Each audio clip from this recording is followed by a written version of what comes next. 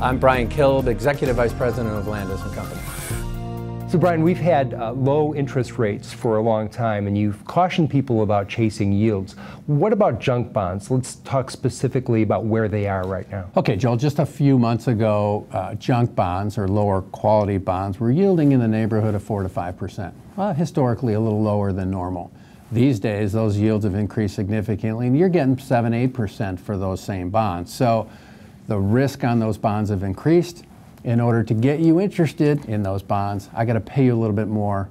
The price of the bonds also goes down as a result. So you've had a deterioration in bond prices in junk bonds and an increase in bond yields. Well, why don't we step back and define what junk bonds are? Junk bonds are just bonds that are issued by lower quality companies. So those are companies that have a higher risk of not paying you back all or part of that bond. Defined by the rating agencies. If you want a more technical answer, we typically call everything below BBB rating junk bonds. They also have to pay higher yield to attract investors. Well, think about it, Joel. If I'm at risk of not paying you back, you're going to want to get paid more for that risk. So, of course, I have to entice you with a higher yield. The question is, how much of a higher yield is enough yield to get you interested? So what's behind the latest movements in junk bonds? Well, primarily it's related to the energy field. A lot of lesser quality companies were those energy companies that dove into the energy marketplace the last few years, and with the reduction in oil prices, a lot of those guys are having trouble paying their bills these days, and that part of the market has caused us some problems in credit quality. So what does this mean for long-term investment? Well, where do junk bonds belong in your portfolio, right? This is a higher yielding instrument with higher risk. Do you consider that part of the safe component of your portfolio that we like to use bonds for? Or I happen to think, for the risk and reward involved, I like to think of it more in the stock world.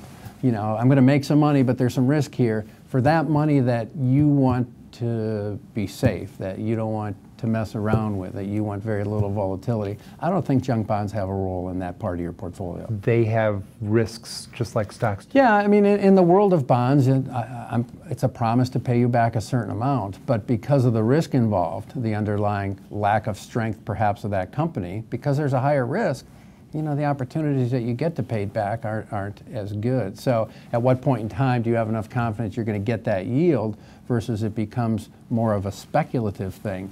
I just like to think of them more on the riskier side of the portfolio. We're talking about credit risk. What about interest rate risk? Well, we're also in a cycle where interest rates may be rising. So junk bonds, just like every other bond, may have some difficulties.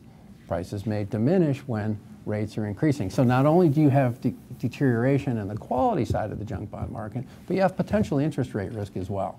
It just sounds to me like a lot of risk for not as much return as you should expect as an investor. So for the safe part of your portfolio, you want to stick to quality? Yeah, I think so, Joel. I mean, let's go back to a couple periods in history, 1994 and just the financial crisis a few years ago. Junk bonds lost in the teens, in the low 20s. That doesn't sound like it should be part of the safe part of your portfolio, correct? That's a big risk to take to generate a little bit more in yield. So I think for the safe part of your portfolio, you want to avoid that kind of volatility. Get a little smoother ride and stick to the higher quality bonds.